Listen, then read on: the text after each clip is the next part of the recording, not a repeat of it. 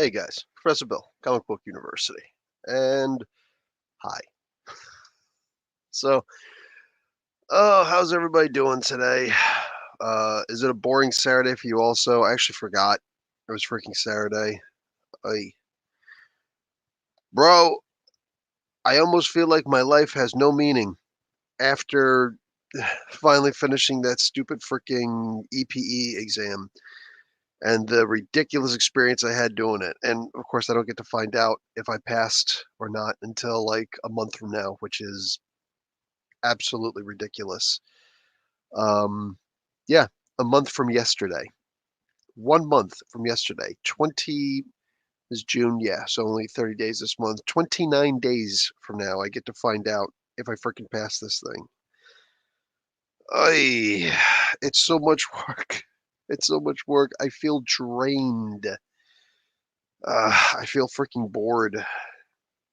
Wow. Anyway, what's going on, Cryptid? What's going on, Mark Guerrero? Uh, Zach the Hack was talking about how WB tortured him. Oh, he's not a hack.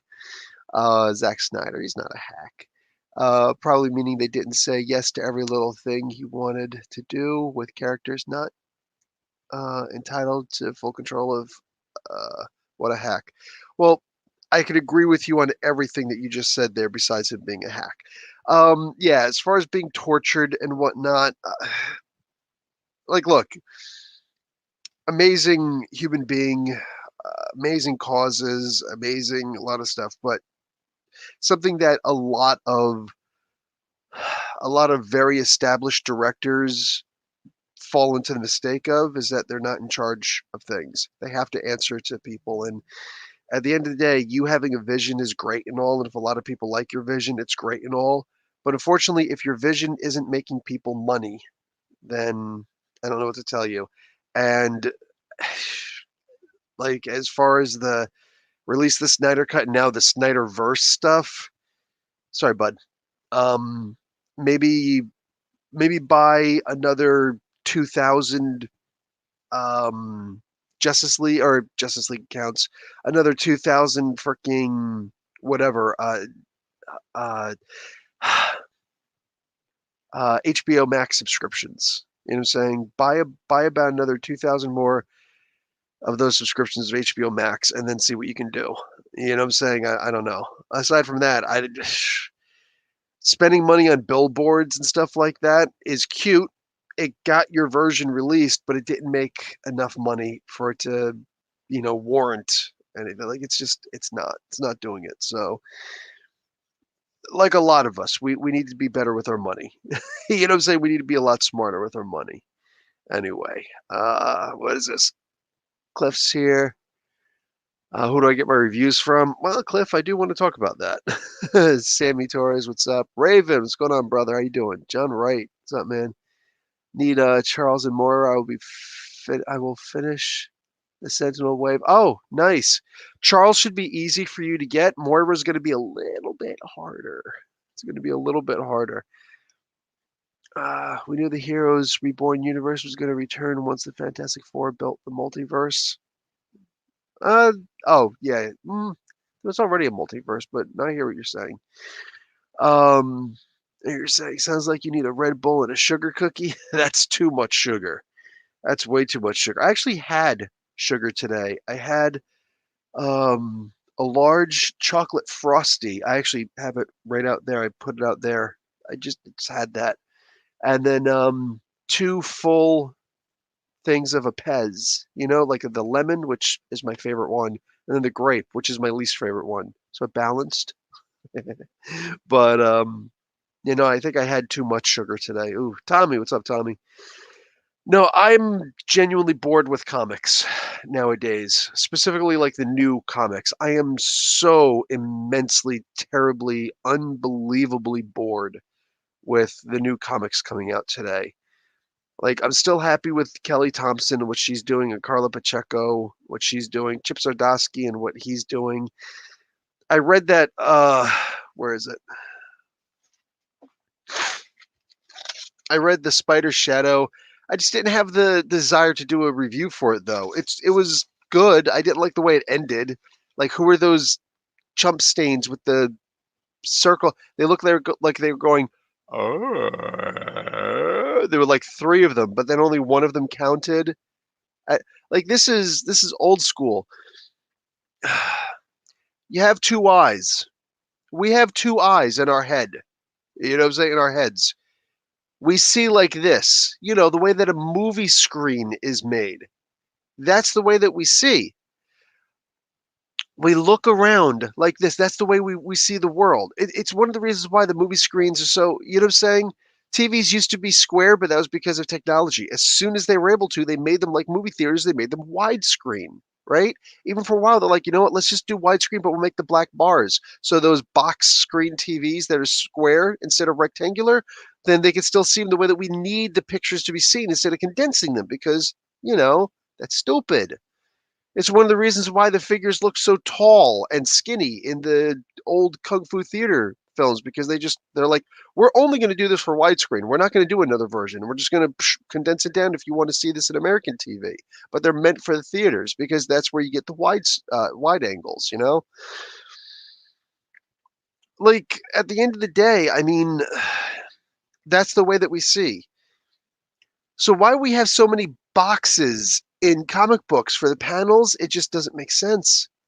You know, it really doesn't. Liefeld.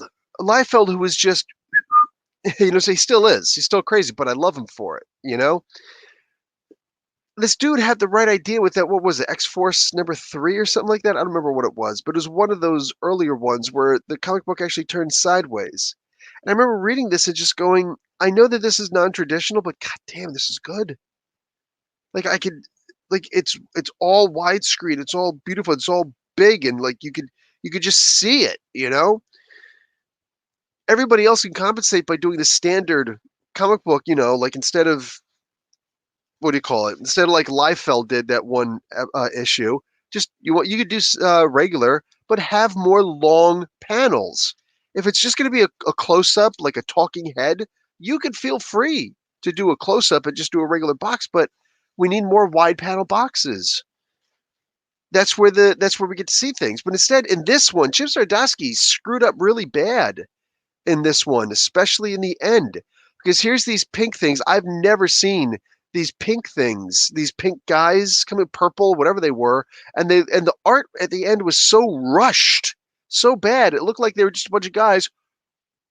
They were all in blowjob positions, for me at least. You know what I'm saying? Like for a lot of people out there, I'm sure it's like, you know, but I'm playing with you. But they're all in blowjob position. It's like, what are they doing? What are these guys doing? You know?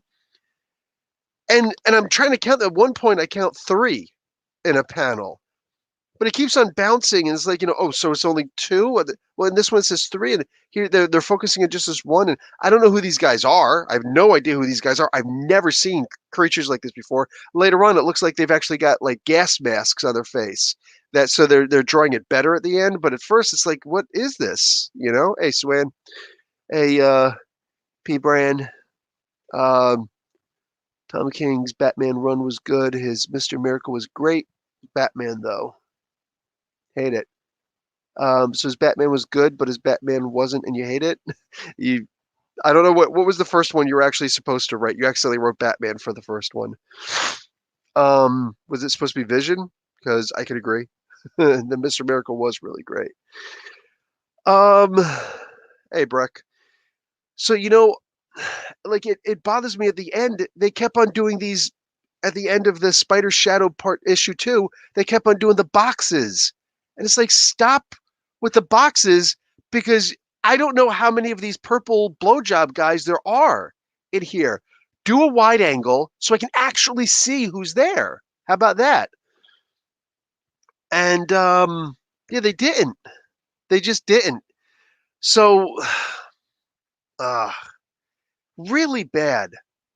Really, really bad. When you see a movie, just think about it. And we've all seen this. When you see a movie and you see people like on the screen, you know who's there. You know who's talking. You know all of it. Not just by the different voices, which is something that comic books can't do as easily, right? but they can still do it. We've seen them do it with the different boxes and the different ways that people talk. If people are able to understand the different ways that people can talk, you know? Like I see it just in the comments section.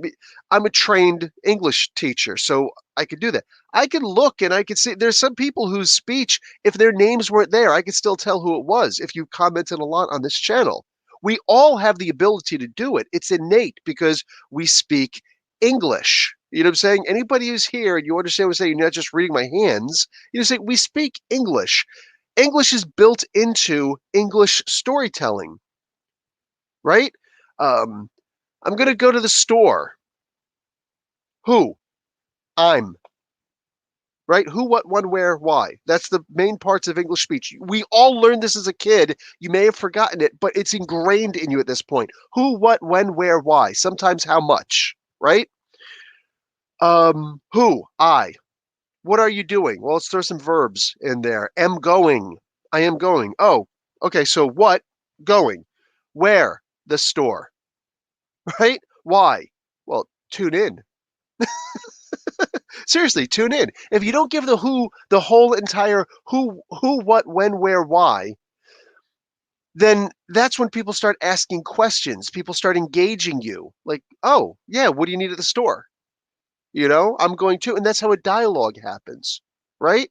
Also, think about the idea that time is ingrained in the English language. When is this person going? When? Past, present, or future? Present. And you know this because I said am going. Am going, as in right now, present tense. This is the English language. We all know these things. Storytelling is built into our language. We are all storytellers in some way, shape, or form. Maybe the stories that we're telling aren't interesting, you know, in the daily conversations, but for the love of God, we all know how to do it. What's up, Silent Night? We all know how to tell a story because we all do it every single day. In other languages, they have their own ways of doing things. You go back and you look at the different forms of Asian script, all of the Asian scripts, right? In Japanese, I'm most familiar with the kanji, but that's only one of the three ways the Japanese can write to each other, right? In English, we have, aside from different fonts, we have standard print and cursive. That's two different ways of writing in English. They have three ways of writing in Japanese. The oldest and most traditional, their version of Shakespeare would be kanji. And what are they? They're pictures. They're pictures. Look at ancient Egyptian hieroglyphs. They're pictures. We all have the ability in all of our various languages to tell stories in our own way. And if you do speak a different language, if you're bi or multilingual, you know how to tell a story. You know how to recognize in your own language how or what style of story you tell, right? We all have this ability. Every single one of us. It's ingrained in us. So why is it so hard to translate this onto paper? I don't know. And if I ever get time, maybe I'll see if I'm able to do something like that. You know, I've done plenty of prose. I've done, you know, plenty of short stories and things and I've edited, you know, for a small comic book company that unfortunately didn't get off the ground because of, you know, monetary issues. But it is what it is, you know. I still brought people in, I still edited their books, I still wrote my own stuff, you know. Aussie English is still telling a story.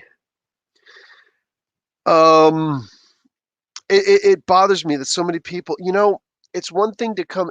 Listen, when I was a martial art, and I talked about this in my most recent review, the X Corp review. When I was in the martial arts, I it was a couple of years in, and I wanted to get my own style because I've read so much about people developing their own style. You know, I'm just like, yeah, I'm going to do, and I'm tall, so I should learn how to punch, you know, from a distance. So while I was taught how to do a regular reverse punch, you know, for instance, in Shotokan, right? Where your shoulders are square, right? Boom. I started teaching myself because I was stupid how to punch from the side, bam. And I justified, well, it's harder to hit me now, right? It's harder to hit me because I'm showing you less. Look, bigger target, smaller target, right? Boom. The whole target is just a fist coming at you at this point. I'm untouchable at this point. Except I wasn't. If somebody were to drop low with a sweep or even just, block it and then come in and like, here's my body, boom, here's my ribs. You know what I'm saying? Like I was young and I was stupid and I thought that I was so smart and I wasn't. I simply wasn't. So, yeah, a million times all day in my papers. Mother's red pen. I'm petrified by red pen. Sorry, bud. I come out with a red pen all the time in the comics. I'm an English teacher. Used to be an English professor at university. You know what I'm saying? Just is what it is. But like that's the thing about it. I tried to make the style my own. Here's the thing. I didn't know the style. And so many comic book writers today don't know the style. That's why somebody big like Ta-Nehisi Coates and Nnedi Okorafor, who sell millions and millions and millions of their novels, turn around in comic books and people are just like, yeah, this sucks. I thought that we'd be given a great boon by Margaret Stoll, who's done a whole lot of young adult comic books or young adult books, came over and she, aside from the Life of Captain Marvel, those 5 issues, most of her other books stunk. They stunk up the room, you know, because they come over and they don't know how to write for comic books. It's just one of those things that bothers me. It's like, dude, learn the style. Just by reading comic books and understanding your English classes, you should be fine. But there are people who come in and they're just like, I'm your in comic book. Sure, if you think that you're, like a little kid who's going to come in and your audience are all going to be kids, sure. I'm sure that would work just fine. I made comic books when I was 4 years old. I'm perfectly sure. I'm perfectly sure that you could do a freaking comic book and be golden. You know what I'm saying? If you're making it for kids. My kids will read my comic books if I were to make them. I promise you that. The problem is what they sell, and sales are showing that they don't. You get people coming in and they just trope, trope, trope, trope, trope. Let's just do tropes and big surprise endings because they think they remember what it was like to read comic books back in the day, but they can't translate that onto paper. And unfortunately, it sucks. And especially if you came in during the 90s when everybody was doing their own thing. You know what I'm saying? This is heartbreaking. It's heartbreaking. A lot of this is heartbreaking. I was reading a really good comic book, Spider's Shadow, issue number 2 by Chip Zdarsky. And the art, especially at the end, was terrible. Excuse me. It was terrible at the end, the writing, or excuse me, the art. The writing even, it's like Eddie Brock comes out, okay, well, who are the other 2 jabronis there? Am I missing? Was there actually 4 and I just didn't see them? They didn't go wide panel, so I couldn't see who was actually there. I see Corey's here. What's up? Because, I could look at you and I could see to the side really well because, 2 eyes, right? Side by side, not up and down.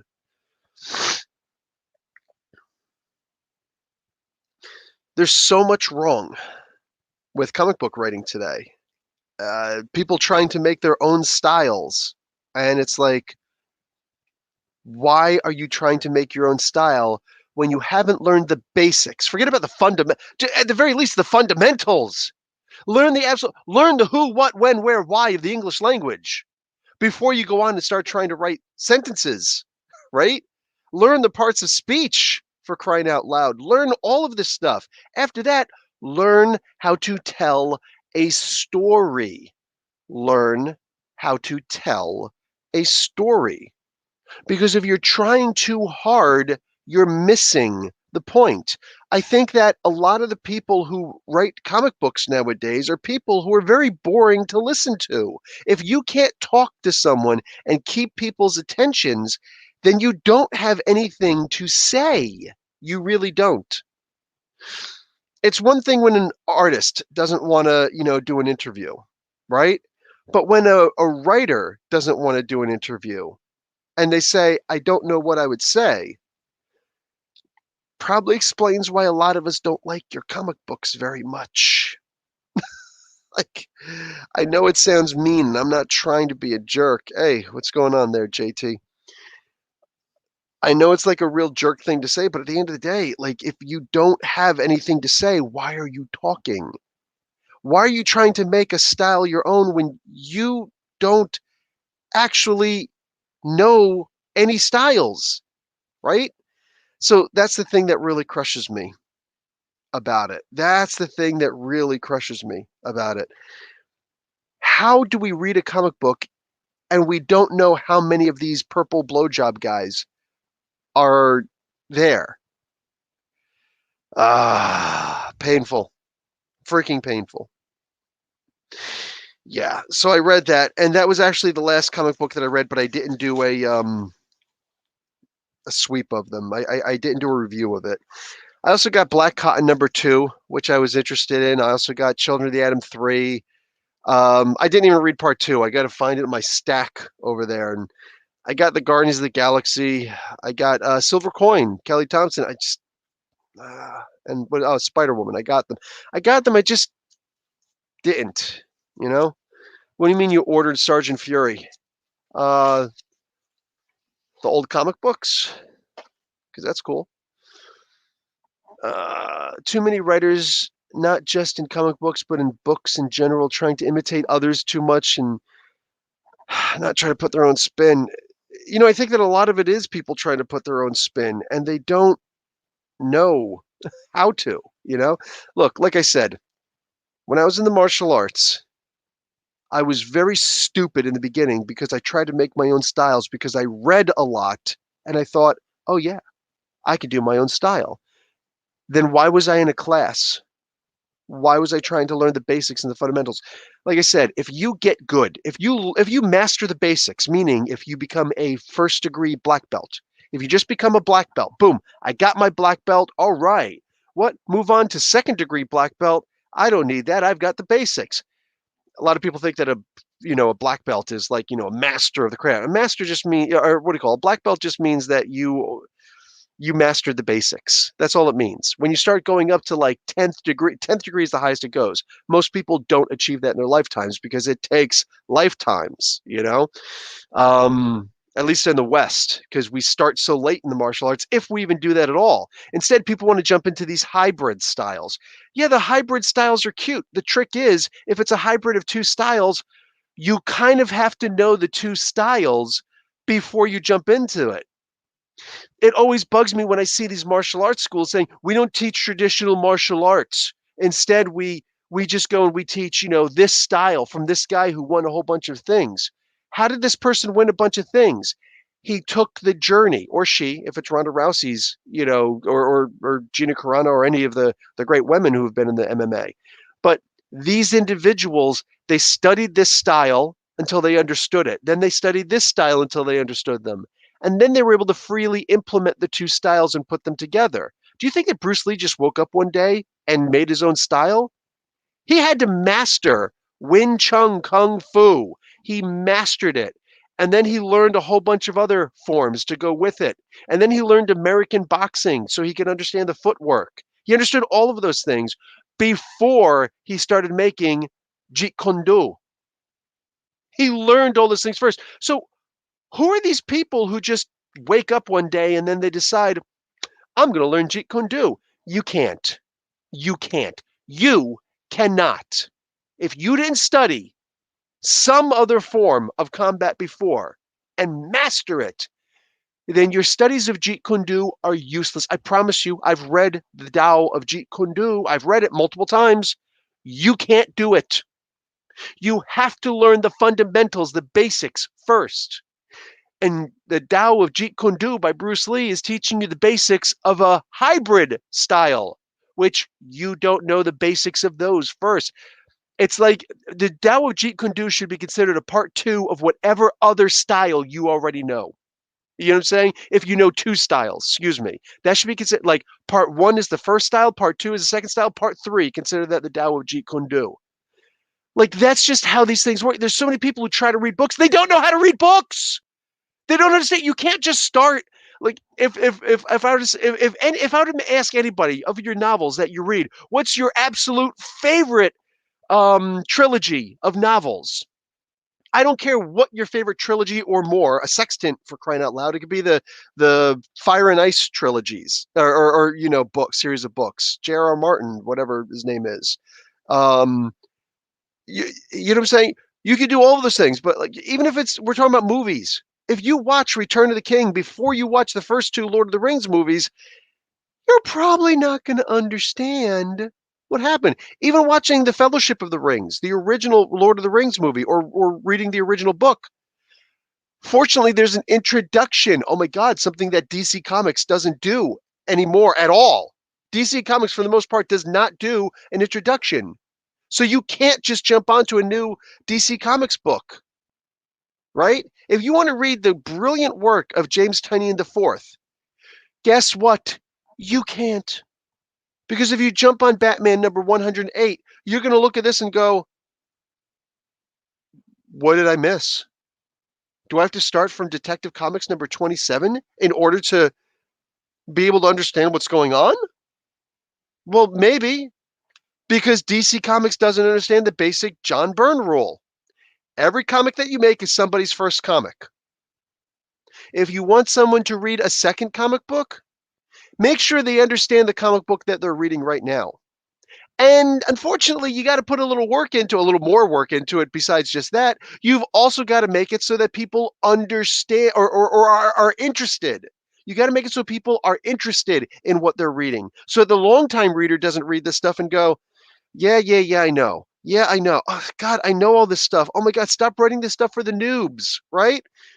You've got to make it so that it collides with both. Oh my God, like a hybrid style, an introduction for the new reader and a continuation for the long-time reader. You've got to do both. And if you can't, you don't belong writing comic books. It's as simple as that. It's just like a jackass who thinks, I don't know anything about the martial arts, but I'm going to make my own style. You don't belong in an MMA ring. You walk into that cage, you're not going to walk out. You're going to be stretchered out. And it's the same thing with all of life. Try going into engineering, not knowing the basics, not knowing Ohm's law, not knowing Kirchhoff's law. Try walking in there not knowing electronics 101. At the very least, you're going to get electrocuted. You're going to die. If whatever. If you're very unlucky, you're going to wind up dying. All of these, every single job that's out there, if you do not have basic plumbing skills, you don't get to work on my toilet, jackass. You just don't.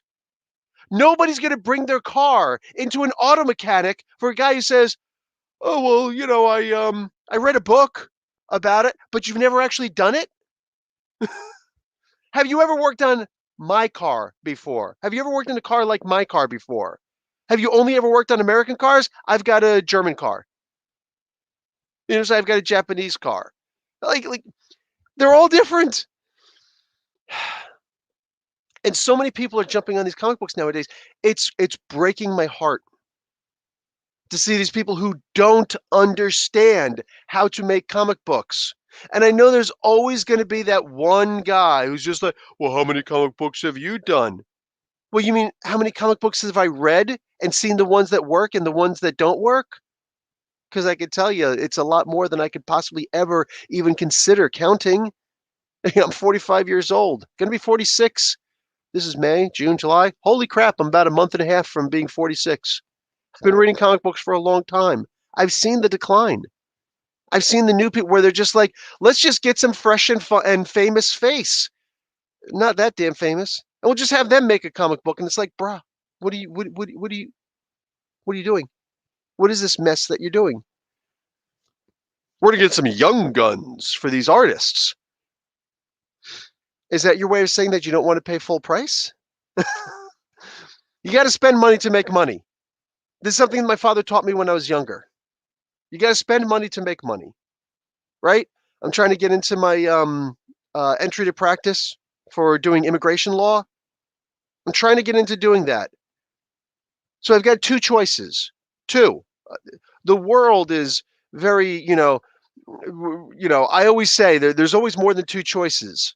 Sometimes you have to limit yourself by choices so that you're not just stuck in a void. So there's actually many choices, but two major choices, two basic choices. Do I work for someone else or do I start my own business? If I want to work for somebody else, all I got to do is make a resume.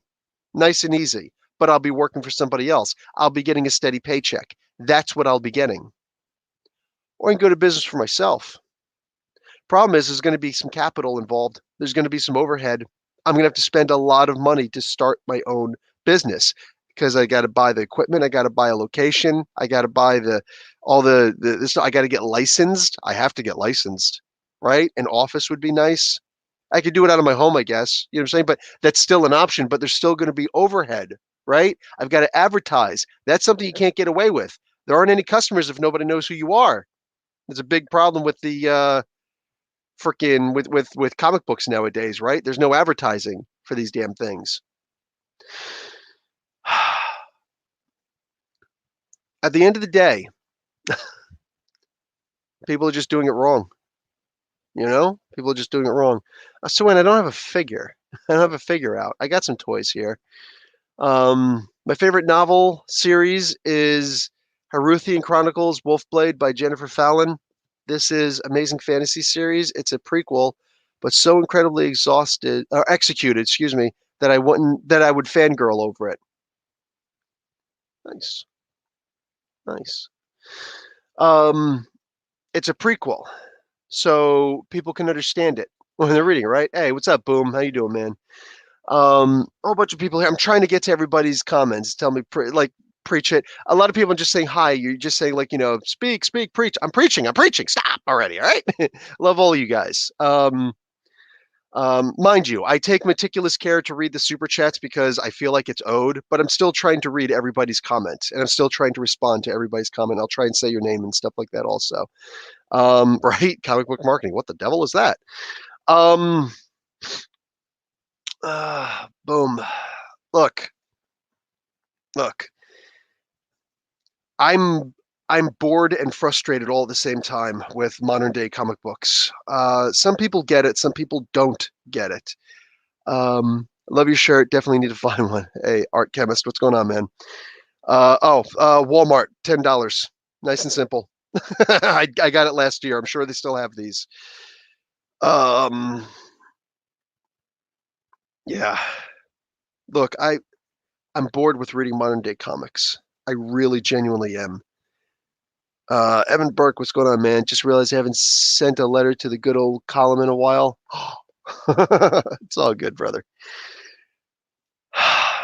So, look, I want to finish certain series. I want to finish like the Immortal Hulk and stuff like that. Something that's really important.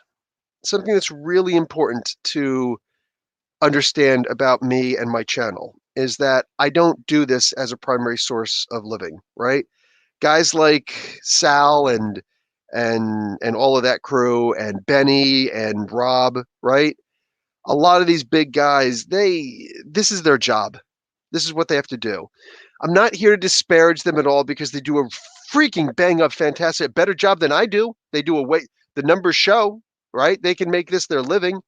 They do their own job, but me, they also understand that it's their bread and butter. And that's an important thing to distinguish and understand. This is going to sound like it's me blowing myself up, but it's not my intent at all to do this. Look, it does not benefit them to give a bad review for a comic book or to do a story that they don't like, and their stories, mind you, are just comic book reviews. They trick people really well into thinking that they're not doing comic book reviews. All they do is comic book reviews, you know what I'm saying? But they do it in story format. They read it dramatically back to you. Yeah, that's called it's called doing a comic book review, but you're also giving away the ending, which is something that I don't do because I want you guys to read the comic books. But now I'm not even into them. So I'm just not. So it doesn't behoove them to be critical of a book. It just doesn't, And even then, when they're critical of a book, they're making fun of the book. And it's like, to me, it comes off very distasteful, but whatever, it is what it is. They're still doing a freaking great job with it, right? So they're always going to tell the good stories. Me, I find that being able to review a good comic book is easy. You know what I'm saying? It's like, this is what they did right. This is what they did right. It's hard to review a comic book that I don't like, but I do it anyway because, you know what I'm saying? You have to be able to be critical of something and do it in as positive a way as you possibly can. Look, I don't know. I don't understand what's happening in the world. I do have an understanding, even though I'm not an insider. Look, when the WB owns you, let's go bigger than that. When AT&T owns you because you're DC Comics, when AT&T owns you, and they're like, we can make money off of your movie properties, they're going to keep you funded. They're not going to keep you funded if they don't think that they can make money off of your movie properties.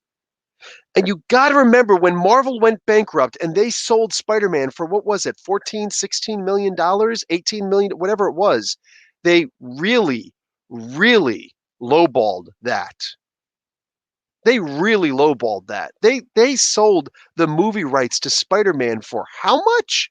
And you can't go back and be like, well, that was 1996, 1997, whatever the hell it was, 98.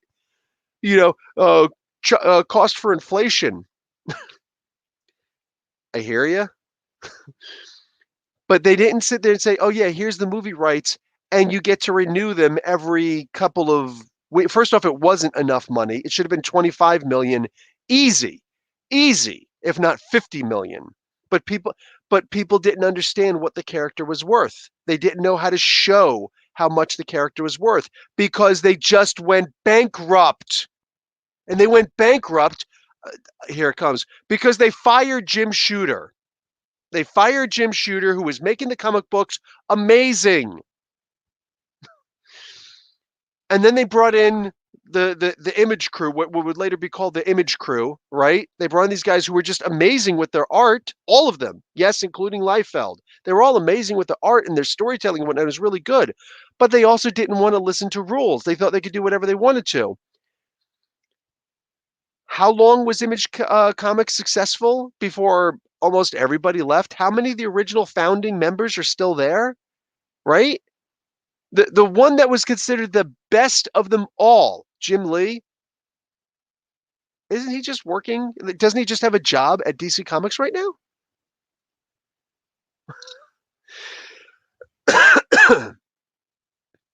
Sorry? It's really great to have that whole celebrity thing. It's like somebody else made the comic books popular, then you come in and you're doing your own thing, and then people are like, oh my God, this is great. And that is great for a while, but then there's just chaos. I don't know what to say. I really don't know what to say. Marvel Comics went bankrupt, and they were in no position to say, but Spider-Man is worth so much money. All of our properties are worth so much money. And the obvious response was, then why did you go bankrupt? They didn't want to pay their people. Got to spend money to make money. I wasn't just saying that out of my ass. You got to spend money to make money. You got to give them benefits. I'm going to go back to Shooter. Shooter gave everybody benefits. The real money wasn't in editing the comic books. It was in working. It was in writing and drawing. That's where the real money was in comic books. Now with everything being, and I don't know how much an editor makes. I don't know how much Sobolski makes or Brevoort makes. I don't know how much these guys make. I really don't. But it's like it's a corporate world where everything is top down, where the people high up in the corporations, they're making hundreds upon hundreds of millions of dollars. And for what? For what are they making this money? What have they done to earn making that much money? I'm not reading these comic books for Dan Buckley. I don't buy Marvel Comics because I'm just like, Dan Buckley's name is attached to this. Ooh, I could give two craps about Dan Buckley. You know what I'm saying? Most of you guys are like, who? Open up your comic books. You'll see his name in it. Nobody cares about these guys. They're here because they want to see, even if it's because you want to see Jason Aaron. You know what I'm saying? I don't see that, but maybe you do. Cool. Then you're here to see Jason Aaron. How come that guy's not making all the money? How come those guys aren't making the money? So instead, they've got to churn out this work really fast in order to make the bucks coming in. I know I've been hard on Bendis's work in DC Comics specifically. I've been really hard on Bendis's work in DC. But I almost can't blame him because the guy had a brush with SARS and or MRSA, and he almost died multiple times on a hospital bed. He should have died. Technically, he should have died because they didn't know what was going on, and it was just his willpower that caused him to push through, wanting to be there for his wife and his kids, wanting to be there for his family. He pushed through, believing in Superman, not like really, but that's what made him push through. So he gets through and he's like, I'm going to make a life change. He went through basically a midlife crisis. I'm going to leave all my work at Marvel and I'm going to jump over here and I'm going to be like, rock on, baby. Yes, free Palestine, Jane Nunya. I agree. He jumps onto this and he's just like, you know what? I'm going to take over all these Superman books because that's what I want to do. And I'm going to make Superman great again because he believed in himself. Unfortunately, he was also believing I need to make a lot of money for myself. Guys, this is exactly what happened to Jack Kirby at the end of his life. He wasn't churning out the great work. It was still beautiful Jack Kirby work, but it wasn't the beautiful Jack Kirby work he used to do in the past. And he wasn't using his imagination like he was before, giving us another Silver Surfer and Galactus and some of these incredible characters, right? We didn't have that. We didn't have the same Jack Kirby because he's just like, dude, I just need to make a living. I just need to make a living. Steve Ditko, who would never, ever relinquish on his principles, right? I don't believe in his principles at all. I abhor his principles, but I appreciate the hell out of the man for sticking to something that he believes in vehemently, even when it comes to his finances. He died a millionaire, but unfortunately, it was only because the Spider-Man movies were coming out, and that's the way that the Guild actors, the Screen Actors Guild works. You have to pay these guys, and it's already stated how these guys have to, how you have to pay these guys. So he was getting a couple of $1 million checks and whatnot, and close to, and eventually built up to $1 million because those Spider-Man properties wound up becoming a lot of money. But he still died alone. And he was still running around asking Jim Shooter for work. It was, nobody liked Jim Shooter. There are plenty of people like Shooter. But going around asking Jim Shooter, hey, listen, if you got any work, I really need the work. It's like, come on over. You're Steve Ditko. You're a founding father. You deserve respect. Marvel never gave him that respect. Marvel never gave Kirby that respect. They gave Stan Lee that respect. That was good. But there's a lot more people they should give respect to. Why is it that they say Spider-Man created by Stan Lee and Steve Ditko? Why is it they say Iron Man created by Stan Lee, Steve Ditko, and Don Heck? Why do they sit there and they say all these characters who, they were created by this, that, and the other guy, right? They always do that. Ant-Man created by Stan Lee, what do you call it? Stan Lee, Larry Lieber, and Steve Ditko? Not Steve Ditko, Jack Kirby, I think? Who drew the original? I can't remember right now. But anyway, why do they always do that? Yet, they don't do that for Wolverine. Does Wolverine not make you enough money? Wolverine makes more than enough money. Wolverine makes more than enough money for Marvel. In fact, there were 2 characters that saved Marvel Comics. And, what the hell's his name? Joe Quesada will tell you. It was Spider-Man and Wolverine. So these are your 2 most popular characters. Put them in all the freaking comics. And it worked. It was a short-term fix, but it worked. Where'd you meet Jim at? Just did I did my interview with him not too long ago.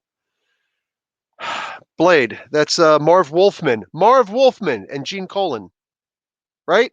How come they don't say who made him? It breaks my heart that they're just so superfluous with this stuff. It's like, if we got a lawsuit against us, we'll tell you who the creators were.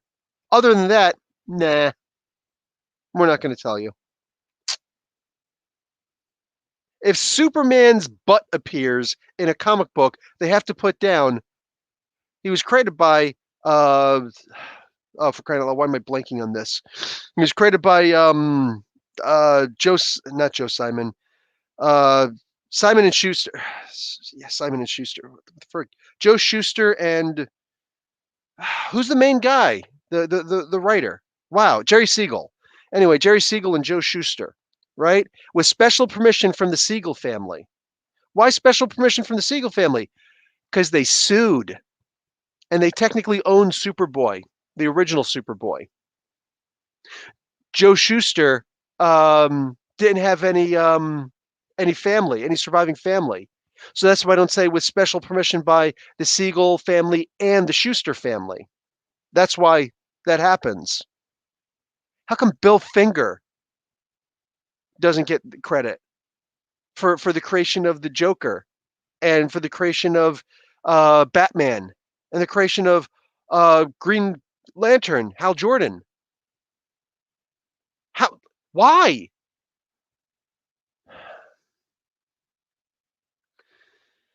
Because of lawsuits. Because if you don't sue somebody, then nobody cares. Right? If you don't sue somebody, then nobody cares. Man. Oh, wow, you met Jim's wife. That's cool. I never met his wife. The Hampshire, the little big comic show. Nice. Uh, Travis, bro, like I'm in the middle of talking about how the comic books suck nowadays and you want me to review another comic book. No, I'm not. I'm not. Uh, Listen, guys, I'm pretty much done with reading modern day comic books, man. I might still read the occasional one. Like I said, I'm probably still going to read the Immortal Hulk because Al Ewing gets it. Al Ewing, probably more than anybody else in comic books today, gets it. He understands the method, the flow, the way that a story is supposed to be told. I'm sure he's not getting paid any more than anybody else out there, but for the love of God, um, nice one, Raven. Yeah, Len Wein, like he just doesn't get the credit. And Roy Thomas, the guy who made Marvel so much money, kept Marvel in business. He got that Conan property when Stan Lee said no. He got that Conan property. Conan was selling 4 times what Spider-Man was selling. You can go back and you can look up those numbers. I think Comicron might have them. I don't know how to actually read the Comicron stuff. You know, I know by talking to the editors and whatnot from back in the day. Bro, like Al Ewing gets it better than pretty much anybody else gets it. He still creates stuff. It's just like, you know what? Hopefully some of this stuff will be in movies and I'll get my millions that way. But I'm just doing what I got to do right now to survive. And it's a great freaking job. He's doing a great job. Um, I don't know. It's bro, like this is absolutely heartbreaking, you know? So I think that a lot of what I'm going to be doing nowadays, I think a lot of what I'm going to be doing nowadays, I'm just going to read a bunch of my old comic books and I'm going to review some of those old things, you know? Yeah, Thanos. Hey, George, what's going on, George? I see a bunch of reviews or what do you call comments that you left in some of the older videos. It's harder to respond to a lot of those older videos. Um, but yeah, what's going on, brother? It's good to see you in the live chat, man. Thanos Wins was amazing because those were Jim Starlin's ideas that Tom Brevoort gave to Donny Cates so that Donny Cates could use them in his stories. And if you don't believe me, go and read the Thanos sibling trilogy and you'll understand, you know, which they were started way before the Cates run on Thanos, but they came out afterwards because Brevoort was delaying them by 6 months at a time, you know? And if you don't believe me, then go and look at the fact that the final 2 came out like within weeks of each other, you know? Raven, thank you, brother. I appreciate. Thank you. Wow, literally just $5 and nothing. Some favorite old, yeah, I'm gonna read a bunch of my favorite old runs. Tom Taylor is fantastic. Haku, he gets it too. King of Goldfish. Here, let me read yours really quick. I'm 19, only been into comics for like 3 years, so it's interesting to see you talk about these things, eye-opening stuff. You can look at a lot of the reviews from the older. You got to find out who they are first, though. It's all about navigation and learning who you got to look at to know some of these things. You know, Chemist, look, I would say I'm very new to your show, has been subbed for a while, and I know a few things like a few good guys like yourself. Really enjoy your when you review a comic. Guys like you keep the reading hobby alive. Thank you. I appreciate that, man. I generally do. These days, finding less and less comics on my pull list. Heck, less than 5 comics now in a couple. Some favorite old runs? Yes, B. Johnson. Are you dropping Amazing Spider-Man 2? I'll probably keep doing Amazing Spider-Man, but like doing Jesus, doing like every 2 weeks reviewing the same thing. I almost feel like doing a. Honestly, I don't know. I haven't thought that far enough ahead into this.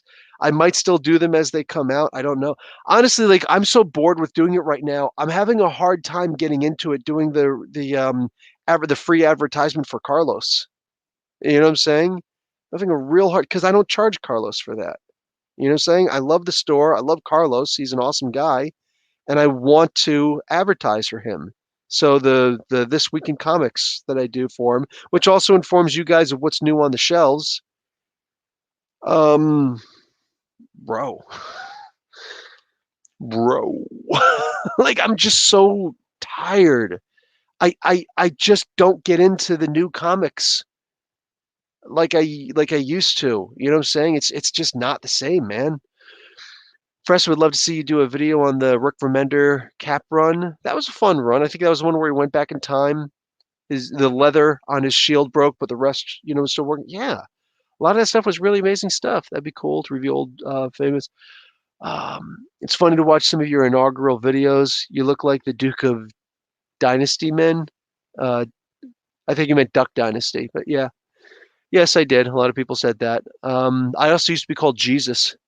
There was this one time when I was in the army. I actually when I reduced from active duty to I was still technically active duty, but I was National Guard for a while. So when I went down to regular drills on the National Guard, one weekend a month, what do you call it?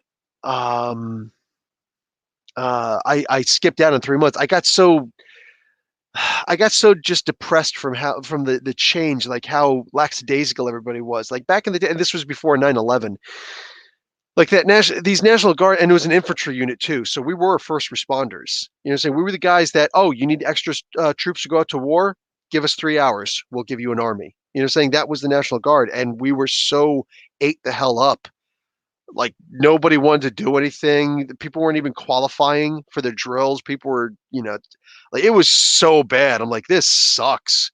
Like I don't feel like I want to save anybody who's in this free almost anybody. Like the former Rangers who were just trying to do their time. We were the ones we always hung out with each other. But we all just got disparaged. We're like, dude, I'm so done with this shit. And we just didn't come in for a while. They were still shaving. I didn't shave. I wanted to know what it was like for once in my life to not shave. You know what I'm saying? Because like as soon as I turn, when you're first a kid and when you first start, coming to adulthood, you get to the peach fuzz.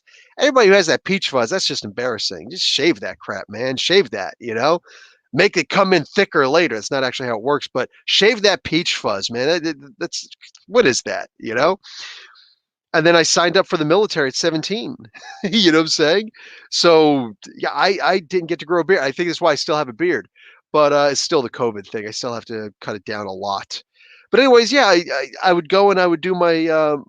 I left for 3 months. I didn't show up for 3 drills. And I was like, I'm done. I just don't want to do this anymore. And I called in. I did it the right way, but I was just like, screw this, And I said, I'm not coming back, for a while. So they called me up like, you need to get back here now. So on that third drill I missed, they called me like, you need to come in now. I'm like, all right, fine. So I came in and I walked in and dude, I had a beard in just 3 months. I had a full beard. You know what I'm saying? My hair was a lot longer. Like my hair grows in fast. You guys know. You've been here for a while, And I walked in there and people were like, holy crap, he looks like Jesus. And I was like, I bless you, my sons. Everybody's laughing their asses up, bro. I looked like Jesus. You know what I'm saying? Like, just, yeah. Just whatever. And this was at what? In my early 20s? What was I, like 23? I was maybe 22. I think I was like 23 at the time. I just started giving up on it. When did I get out of the military? I went into 17, so 18, 19, 20, 21, 22, 23. No, so it would have had to been, was it 23 years old? I guess it was 22 years old when I did that. And then I just served the rest of my time, and I was barely there. I was hanging out with my friends there, and we just pretty much ignored everything. Doing reviews of the Bad Batch. You know, I watched it as soon as it came out, but Comic Universal, what's up? But I looked at it and I was just like, I liked it. It was really fun, but I was like, here's the thing. I don't talk about things that I don't know about.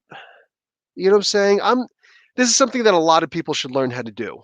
Like, this is real talk. A lot of people should learn how to do exactly what I'm about to say. If you don't know something, shut the fuck up.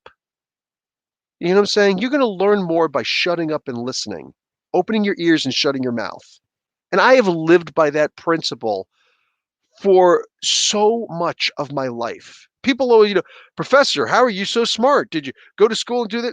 I got 2 bachelor's degrees and I got some postgraduate work that is the equivalent to a master's degree, but it's not through a university, so it's not actually a master's degree. And yet, you know what I'm saying? And yet, I am still a peer-reviewed individual. I still have academic papers out there. I still have articles written from when I was an engineer that people have used. I don't know if anybody uses them nowadays. I don't keep up with that stuff. You know what I'm saying? I still used to teach at a university, you know what I'm saying, as a professor because they couldn't call me doctor. You know what I'm saying? Because I didn't have my doctorates. I didn't have my PhD. You know what I'm saying? Just shut up and listen when you don't know something. So many people just want to talk and act like they know about something. Maybe not. Hey, Sabah, what's going on? Maybe not. Maybe a little less of that and more of listening. It might help, you know?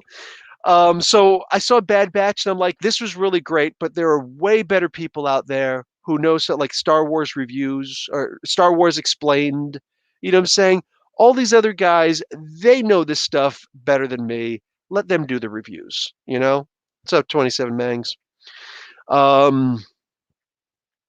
want a story where Clark is teaching his son how to shave. Well, I guess you could have it now since they skipped 3 years of his life because storytelling. Look, man, you know what? I even have toys that I could show you guys. Here, I bought this one again because I already had it, but I lost Okoye's head. So Okoye's in here. I want to take it out, but I'm afraid I'm going to lose the head again. So I already have this figure, but I lost Okoye's head, General Okoye.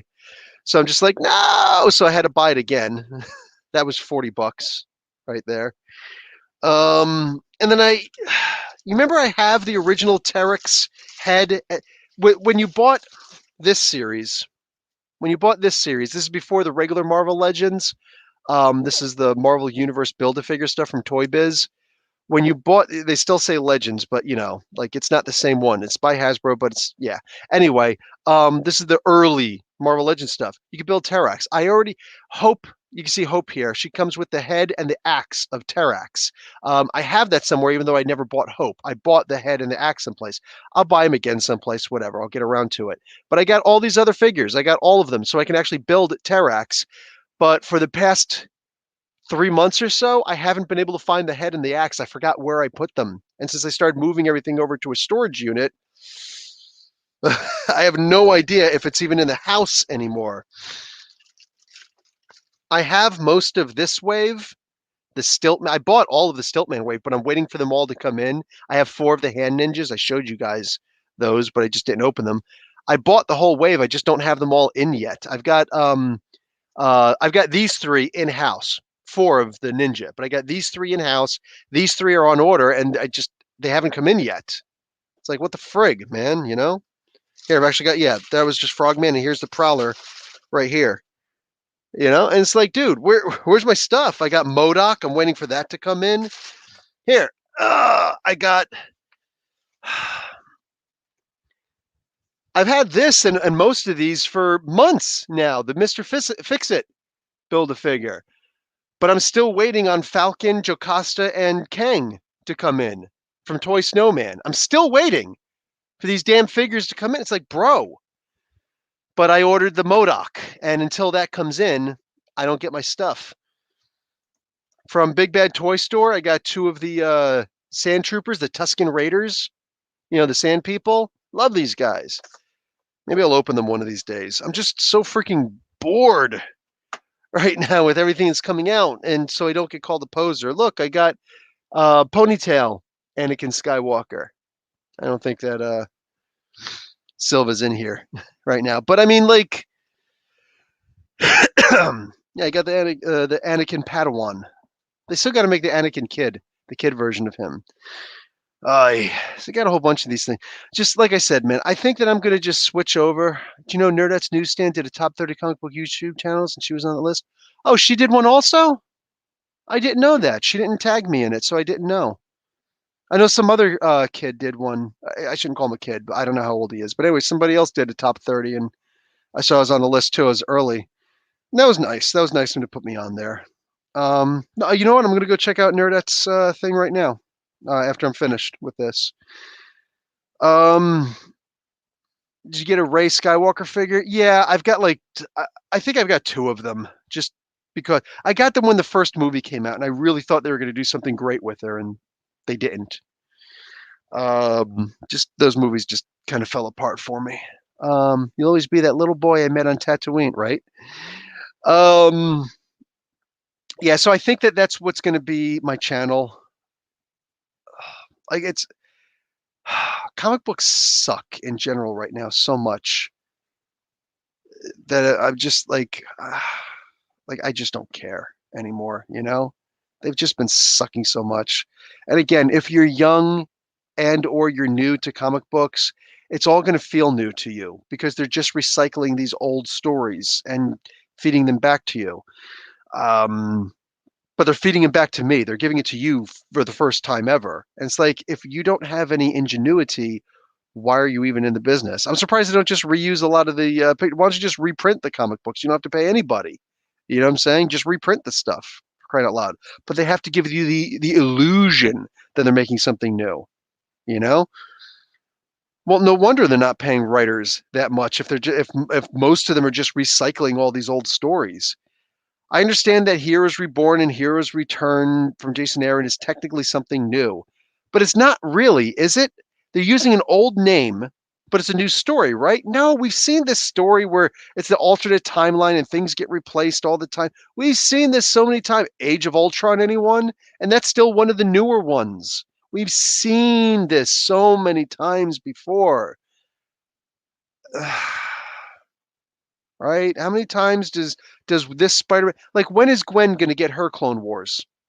Because it's coming, it's going to happen. Then Silk has to get her Clone Wars because we've had multiple Clone Saga. Excuse me, not Star Wars. Anyway, the Clone Saga. We've got Peter Parker's had multiple Clone Wars, right? Miles is getting a Clone Wars. You know that pretty soon Spider-Man has to have a Clone Wars, Clone Saga, right? All of these different Spider-Man characters, Spider-Verse characters are going to have their own Clone Wars at some point, and maybe that's going to be 20 years out in the future. But you tell me right now, you guarantee me right now that won't happen. You can't. You can't, because they refuse to just tell new stories. Absolutely refuse to. What is it about the Clone Saga that people didn't like? I never read any of them. It went on for about 3 years. That was one of the big things, That Hyperion was too OP. Well, because this version of him that they're telling is Ironside doesn't want to read that trash. That version of Hyperion is supposed to be the Justice League. See, Hyperion was always supposed to be another version of Superman, and all of the Squadron, so the Squadron Sinister, and then later the Squadron Supreme, they were always supposed to be the Justice League. So what's funny is when you say that he was too OP, that's actually the way that he was originally supposed to be written. And then when they made him weak and they had like Gladiator break his back and stuff like that, it's like, excuse me? I would figure that Hyperion would be the perfect candidate to cause Gladiator to lose confidence in himself, which would be his weakness, which would cause him to lose his powers. You know what I'm saying? And then and then his back would be broken. And then imagine that story where, oh my God, Gladiator's back was broken. He's lost all confidence in himself. He's a regular mortal at this point. One, now there's the story of him trying to build his, at first trying to heal, right? Like the story of Bruce Lee when he was in traction and he had to, build his body back up again and learn something new, learn how to fight better, not just rely on his strength. Saying, or in Bruce Lee's case, his speed. Oh my God. Now he's got to, there's so much more that he's got to do. There's these regrets that he have. When he can finally, get mobile again in a wheelchair or, a sheer version of it, who's he going to go and visit and apologize to and make peace with some people, right? Hey, what about all the enemies that he's had in the past? What about all the enemies that he's made when he was untouchable, when nobody could hurt him, right? Deathbird, at the very least. All these little grudges that people had against him. You know what I'm saying? Well, these people are going to come to collect. All of a sudden, he's a target, a high target for assassination. Great reason for the Imperials to get involved, right? There's so many great stories they could have told with that. Oh, but I was in the middle of telling another story, so let's just break Hyperion's back and move on. Like, do you see the little things where if you actually understood comics and understood the greater purpose of comic books, that you could tell such a better story? Instead, you just said Hyperion had his back broken, and who cares? Who cares? Nobody cares. Wasn't that Hickman? I know that we want to say that so many of these guys are untouchable, but like, for the love of God, I'm sorry. Like, does anybody here, like anybody in the comic book industry, do any of them understand how to actually tell a story? Some of them do. Like I said, I really appreciate the Kelly Thompsons in the world. You know what I'm saying? And the Chip Zdarsky's in the world. I appreciate a lot of these people in the world who just, they get it. Or at least they get it better than most. You know what I'm saying? It's just not. I don't get it. I don't get it at this point. I don't understand. Writers have to be incentivized to do better work. You know, they've got to be incentivized to do that some way, somehow. And it could just be promises. It could just be, hey, if we're gonna, that we're a movie studio, that one of the biggest movie studios out there, make more money than pretty much anybody. MCU makes more money than pretty much any other studio out there for the small number of movies that they put out. Woo! Their return on investment, they can pay Robert Downey Jr. $75 million for 2 movies that he didn't even star in because, and they still had a huge ROI, right?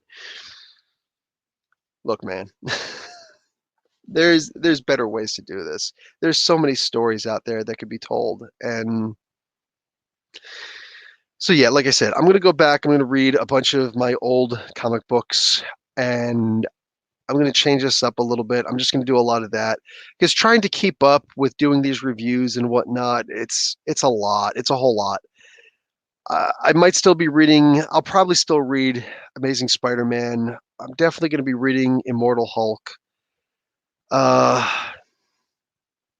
Honestly, I can't promise that I'm going to be reading anything else. I can't make any promises to anything else because I'm just really tired of so many of these books coming out. Some of the newer books, I'll read them in the form of like the trade paperbacks. Yeah, because comics just aren't what they used to be, and I talk. I hope that somebody up there is going to listen. Mr. DC Comics, I hear you, and you're not wrong. But here's the thing: there's so many more right things out there than just yours, right? Yes, the mandate the writers have to follow. But at the same time, I heard from a creator who told me behind the scenes, said that they want to make more LGBTQ characters, and which is fine. You want to make more, more gay and queer characters, by all means do so. But how about some new characters? Instead, they're saying that they want to make, this writer told me that they wanted to make 2 very well established Silver Age characters gay for each other, or, queer for each other. And I heard this, and it's from somebody who I respect, and I stopped. I'm like, oh, okay. They said, but the editors won't let me. They won't let me do this. And I didn't want to disrespect this person, so I didn't say anything. But in my mind, I'm screaming, thank God. Thank God. Because I don't care if somebody's gay or whatever, but it's like, what are we going to do? We're just going to turn everybody gay? We're going to turn everybody lesbian? Like, there's no need to turn anybody anything. Just, why do there have to be so many relationships in the comic in the first place? Jim Shooter, when he was younger, was living at this very poor apartment building. And he told the story about how he was trying to get, or he was just in the, and he was like, why are there bars on the windows and stuff like that? And it's like, it's really weird. And all of a sudden he heard a scream, like a curdling scream, a blood curdling scream. He was like, what? So the person started, he heard running down the hall and somebody was banging on his door. And he looked, and he's just, it's like, please let me in. So he opened up the door and the guy comes in and slams the door and locks the door. And these two other guys come in, they start banging on the door, saying, let us in, let us in. I think, was this the YMCA or something else? I think this was the YMCA. Anyway, whatever it was. Yeah, I think it was the YMCA he was living at the time. The guy was naked. The guy came into his apartment. He was naked. There was these guys trying to rape him in the shower.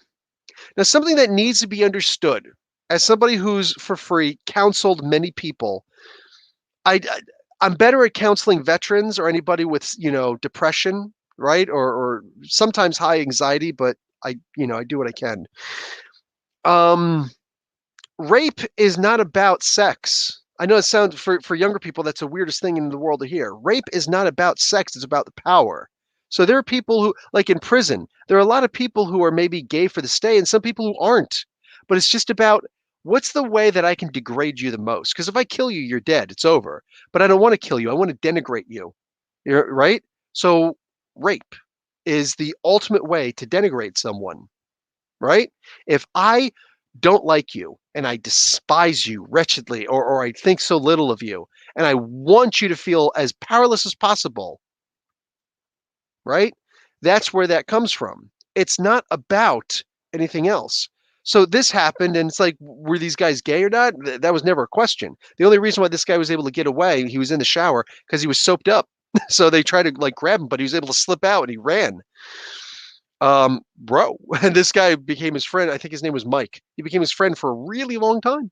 You know what I'm saying? So that was a story that actually happened to Jim Shooter.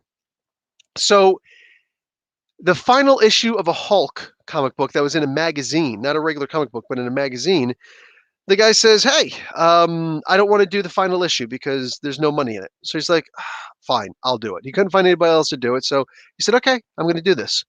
So he does the issue, and he says, you know what? Everybody's always making it. So the Hulk solves everything. Think about the way that Jim Shooter approaches this and understand the way to write a comic book. All right, to write the Hulk at the very least. He says, Banner hates the Hulk because the Hulk always ruins everything, right? But the problem is that all these writers, Hulk isn't ruining anything. He's fixing things. So why does Banner really have a problem with the Hulk? Stop and think about that for a moment. If the Hulk is a superhero and he's solving all these problems, then why does Banner ever have a problem with him? Why should he ever have a problem with him? There's no reason for him to ever have a problem with the Hulk. He should appreciate the Hulk. He'd be like, that's right, I'm the Hulk. He should love being the Hulk. That's the way that he should be approached. So Shooter decided, I'm going to write an issue like that. So he wrote that scene where Banner is actually in the showers at the Y, and these two guys come up and they try to rape him. And he runs and he's able to get away. But then when he gets out, that's when he turns into the Hulk and he starts tearing things apart. And Banner's actually saying, not now, please, not now. And that's when it happened, because that's when the stress actually started. At first, he's just trying to get away. He's like in shock. Anybody who's ever been attacked, you know that you're just in shock, right? I remember this one story of somebody saying they're driving down the street, and it's not a street, it's like it's a interstate, and there's a median, and it's not an interstate, it's a highway, and there's one of those concrete medians in the way, and the one car coming oncoming traffic just out of nowhere flies up. Somehow it goes over the median and starts flying up and coming down right towards them, like point of view, right toward. Bam! That's the headlights, and the grill. And the guy actually survived it, but he's like, I was in shock. I wasn't afraid. For a moment, I wasn't afraid. I was just in shock, like, this can't be happening. It was pure disbelief. He couldn't believe this was happening, right? So that's what he was trying to do. Like, Banner was just in shock when it was happening. And then when he got away, that's when he started thinking about it. That's when his blood pressure started jumping up. Because, hey, that's real life. It's every time I've ever, almost pretty much every single time I've ever gotten into a fight, when I'm in the fight, like, I'm in the zone. I'm ready to go. Let's go, right? It's afterwards that your hands start shaking. You know what I'm saying? Or if you're about to get into a fight, but it winds up not happening, your hands shake because, like, that's your body, that's your synapses trying to let go of all the stress that's inside of you, and like that's how it's getting out. That's how you're releasing the energy. You know what I'm saying? Shooter understands stuff like this. I don't know if he understood exactly what I just if he understands the thing that I just said, but like he understands things like this. So that's the whole story that he was writing. Do you know that all of a sudden he got attacked by, not physically, but he got attacked by like the gay community? And it was in the 80s. So actually, it was in the early 80s or in the late 70s. So the gay community didn't have a lot of power at the time. So, you know what I'm saying? Which sucks, but it is what it is.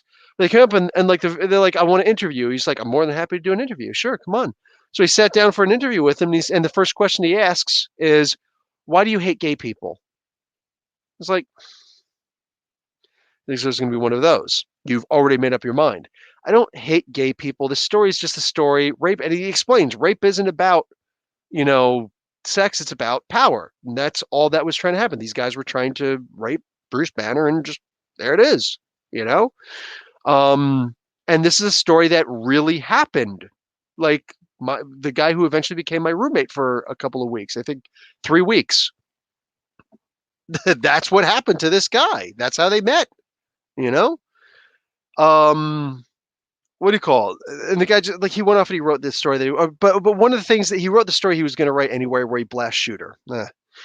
But the last question that he asked him, because he didn't ask too many, he says, so where are all the gay characters? So how come there are no gay characters in Marvel Comics? And Shooter's response was, there are plenty of gay characters. He says, which ones? He's like, well, that's the thing. You don't know, do you? You don't know. Because that's not what we're about. We're not about the relationships. Where any one of these characters could be gay and you wouldn't know because we don't get into the relationships and whatnot. I mean, boom, boom, you know? Look, I understand, some of us like the relation, and sometimes the relationships are good. And we should have an equal number of gay relationships as straight relationships. We absolutely should in the comic books. I would love to see the inclusion. But again, like with a thing like Iceman, Cena Grace's Iceman, the only thing about it was that he was an airhead who was constantly texting or to a date or dating his date. And it's like I don't want to see this. I have no interest in seeing this. If this was a straight character, if Iceman were still straight, and the only thing in the comic books was him talking to his girlfriend and hooking up with people and going on relationships with and texting and just, oh my God. You know what I'm saying? I wouldn't want to read that either.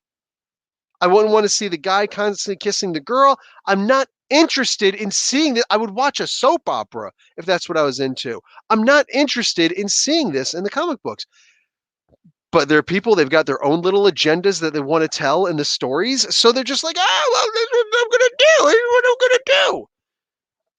But at the end of the day, bro, the comic book was canceled like that. Twice like that. Can you, 3 guesses why? And all of those answers should be nobody cared. Nobody cared. Hey, Federico, what's going on, brother? No, the 27 Mangs, that's actually what it's called, Gay for the Stay. There are a lot of people who get into I used to be a chaplain in a prison, and it was the worst kind of it wasn't like max security. It was county prison. County prisons are really bad because everybody goes through county prison. Like if you're going to until they decide where you're going to go, you go to county.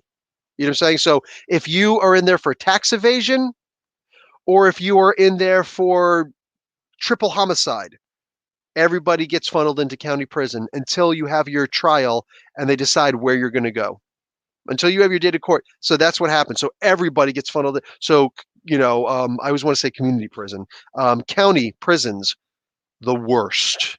They're the worst. You know what I'm saying? So, yeah, like if you're in there for tax evasion and there's a triple homicide murderer right, in the pod next to you, bro, like, do you deserve that? No, you do not. You know? So, yeah, really bad. And you could be in there for a month, 2 months, you know? But I was a chaplain in there for a while. And I went in there and I served the community and tried to help out and make things a little bit better. And sometimes that's just shutting your mouth and listening because they want somebody to talk to, you know? Um, but anyway, yeah. So yeah, like I said, and they tell me like, sometimes you just gay for the stay. That's their term. It's not mine. Haku, as a gay person, you agree? I appreciate. I hate to be called a homophobe or something because I'm not. You know what I'm saying? I'm not.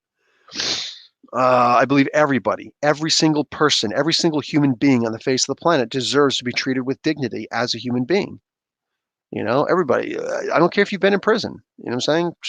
Doesn't matter. You still deserve to be treated with dignity. I hate the idea that you have to put out, things like if you go to jail.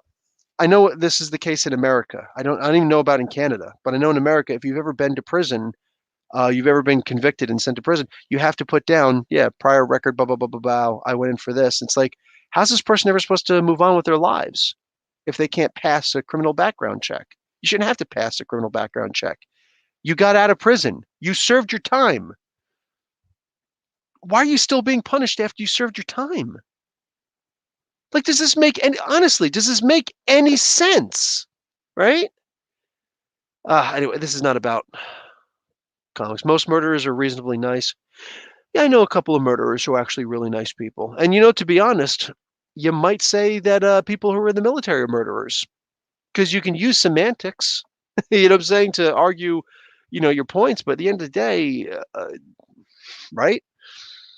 Right, being with murderers, that's scary. Are there any comic deaths that didn't stick that you think should have? Yeah, plenty. Jane Foster. Jane Foster to me was the absolute worst one. Why? Because if she would have come back a year later, it would have been like, come on, she had one of the best deaths. Dude, if you guys ever go back and you look at that issue, my review of that issue, I cried. I literally, legit tears. I was crying because of how sad that death was. It was so freaking sad, you know? That said, she came back in the same issue. She came back in the same issue. What the funk are you thinking? Same issue. Bruh. That's just the most ridiculous thing imaginable. You couldn't even let her stay dead for a month. You couldn't have had her come back in the next issue. Same issue. If she was just in Valhalla and she was just, yeah, I'm doing my thing, that would have been cool also. If you could have seen that she was actually happy in the afterlife, that would have been great. You know? Jean Grey should have stayed dead due to the Dark Phoenix saga. Yes, I agree with that also. Shooter did bring her back though. There were two instances where Shooter brought her back or brought somebody back from the dead. One was Jean Grey, and I can't remember the other one offhand. Was it Carol Danvers? No. Who was it? There was another one that. Oh, Elektra. It was Elektra. Here's the thing. I know the story because Shooter would sit there and he would talk about it. He'd say like, Dead is dead. He always says, dead is dead. If you kill a character, she's dead. Chris Claremont came into his office because he didn't know what to do with at the end of the Dark Phoenix saga.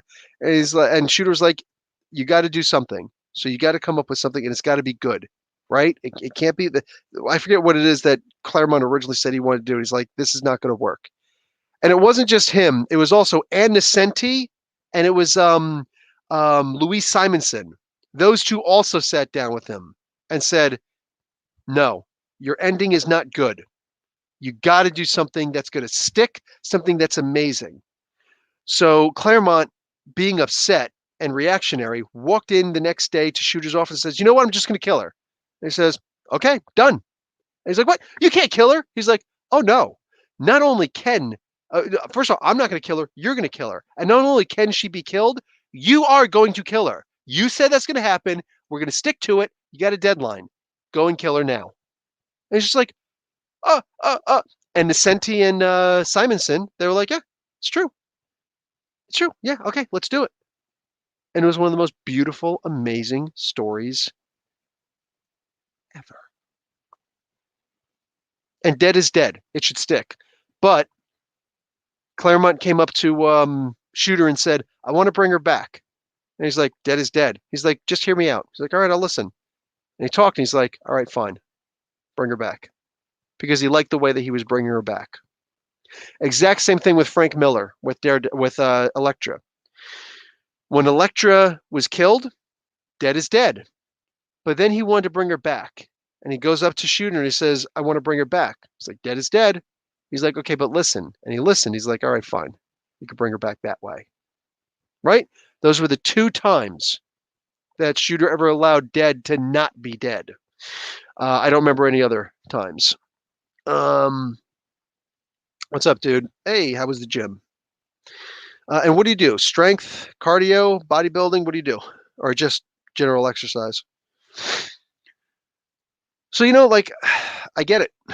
I get it. Sometimes you know that the Carol Danvers thing was actually under Shooter's watch. He doesn't know how that happened. He doesn't remember, or at least he's not talking about it. He's like, I don't remember how that happened, whatever, but it's my fault. Ultimately, it's my fault. Whatever writer did this, that, or the other thing, if something happened, it's my fault. You know what I'm saying? I didn't catch it, and I should have caught it. And that's the thing, taking personal responsibility for yourself. Man, look, like I said, at the end of the day, the channel's switching up. I'm done reviewing a lot of the new comics that are coming out because I'm bored with them.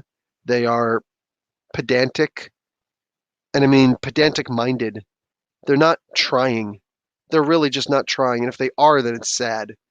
You know what I'm saying? I'm tired of trying to make excuses for people and whatnot. They just need to be better. And a lot of these people have been doing this long enough that they should know better. And with all due respect, if you like Jason Aaron, you're not going to like what I'm about to say. And if you like Donny Cates, you're not going to like what I've got to say. But if Jason Aaron and Donny Cates are the best that they can bring up in comics nowadays, then there's a reason why comic books are going the way of the sewers, because this is horrible storytelling. One, it's stealing from other people. Two, you're not even doing it in a fun way. So, yeah, like I said, most of what I'm doing now is just going to be reading my old comic books and doing reviews on those. I'll probably go back to doing a bunch of the explained videos, the short explained videos. In parentheses, it says explained in a minute because that's the name of the series, but it's going to take longer than a minute to explain some of these characters. But yeah, the 10 things about. But a lot of them are just going to be spotlights on stories, talking about arcs or runs or whatever, I'll probably do the Nesenti run on Daredevil. I find so many young people today. There's this one young guy that I don't talk to him anymore because whatever. The guy's just a little prick, but whatever. It is what it is. But there's this one younger guy who I think he's like 24, and he just whatever. There's a story behind it. But one of the things that he said, and this is not on a personal level, this is just on his taste. He'll say things like, "Oh yeah, the Infinity Gauntlet sucks." How's the Infinity Gauntlet suck? The Infinity Gauntlet is like, it was so good they decided they can make a movie off of it, and a bunch of movies, and make an entire, like the entire run of the MCU up until this point has been based off of every movie from the MCU that has come out has been based off the Infinity Gauntlet, and they're still dealing with the fallout from the Infinity Gauntlet. You know, a lot like nowadays in comics, so much is built on that. Yeah, but it just kind of started in the middle of nowhere. Yeah, but you got to go and look at the Thanos quest, and you got to go and look at the Starlin run of Silver Surfer to really get it.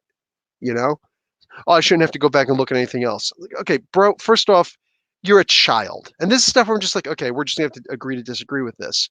But at the end of the day, I'm like, okay, bro, you're a child. In my mind, you are a child. You are a little infant. You're a toddler. I need to swaddle you and give you a pacifier. Like you are a child that you just came into comic books within the past 3 years by your own admission. Within the past 3 years, you don't know how it was done in the past. You've already made up your mind about something. And with all due respect, you don't have the wherewithal. You don't have the wisdom. I don't think you have the intelligence either. And you might be a fairly smart guy, according to some other people. I don't see you as being that intelligent. I see you as being moderately intelligent. Maybe for your age, you're fairly intelligent, but you don't have any wisdom. You have no time on this earth to be wise, right? So judging comic books in the past that, I'm sorry, with all due respect, one comic book, dude, let me give you an example of something. I want you to go back and look at a really crappy comic book from the early 90s called, I think it was US Highway 1. It was about a truck driver. All right. Go back and look at that comic book. That was canceled because it was a failure. Every single book that came out from the and this is just a hot take. You can go back and check on this, and I could be completely wrong on this. I could be, but I really doubt I am. Look at the War of the Realms. Look at the sales from just I don't, maybe you could do all of the, I don't know. Maybe you could do all of the books for War of the Realms. I don't know. You know what I'm saying? Like all the tie-ins and everything. But just look at the 6 basic event books of War of the Realms. I'm pretty damn sure that all 6 of them didn't make the money that US Highway 1 did. I doubt that they made the money that Sleepwalker #1 did. I doubt that they made as much money as Nighthawk #1 did. Darkhawk, excuse me, Darkhawk. Nighthawk, Darkhawk? I think it was Darkhawk.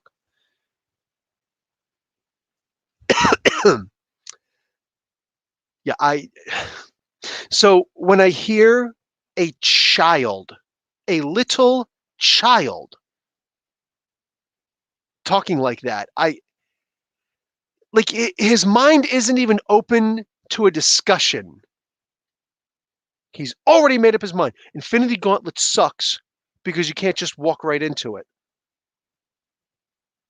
But actually you can. And it's one of those things that makes you like it tells you what's been happening, and it tells you where to find those books so you can go back and buy more. So it's a comic book right now, it's a trade paperback that tells you where to go to find the thing before the Thanos quest. And the things in the Thanos quest tell you where to find the comic books or the arc, the trade paperback, to find out where that came from. It makes you want to get the whole complete story because it was amazing. People still have panels with Jim Starlin, George Perez, Ron Lim, and Joe Rubinstein. Joe Rubinstein. They still have panels with these 4 individuals who did the work on the Infinity Gauntlet. To this day, they still have these panels. They still, the guy also said Secret Wars was just stupid. It was bland. It was silly. It was blah, blah, blah, blah, blah. They still, to this day, have that where Mike Zeck and Jim Shooter get together. Like, they still have panels where people talk about these comic books. In the great foresight of this child-minded child, right? A 24-year-old with the brain of a freaking 12-year-old who trolls you on a video game, you know, Call of Duty or whatever. Please tell me, how many panels do you think that we're going to have on the War of the Realms? or anything that Jason Aaron has ever done. How many panels do you think that we're going to have on that? 10 years, 20 years, 30 years, next year? How many panels are we going to have on that stuff? It didn't even sell. As much as Marvel's weakest comic books, it didn't even sell as much as Marvel's weakest comic books back under the Shooter era. And yet, it boggles the mind. It genuinely does. Absolutely boggles me. You're right, this kid sounds like a prick. He's a dumbass. He's an absolute dumbass. And besides the personal things he did, where we were actually working on a project and then he just dipped out on the project, he wasn't putting any effort into it. And it's like, dude, you made a promise. At the end of the day, the only thing we really have in this life is our word. And when your word means nothing. Plus, I tried to do this thing where we were trying to do this generational thing, like, oh, a bunch of different generations of comic books talking about stuff. And it's like, okay, but you're a new generation. You're the youngest generation of the people here who are talking about these comic books. But bro, you've only been reading comic books for 3 years, and you're talking and you're talking. And the guy went and said, like, oh, I don't know if this is true or not, but he says that he got hired by Marvel. He wasn't able to actually get the job because COVID happened. So he's hired by Marvel to be an editor, according to him. But he never got to serve one day doing it because COVID happened. So they were getting rid of people. So they obviously couldn't bring somebody else on. Maybe that story is true. I don't know. I also honestly don't give two shits. I don't care. Because at the end of the day, that also tells me a whole lot. First off, you're being hired as the minimal of 5 to 7 different types. You're being hired as the minimal to actually learn how to edit.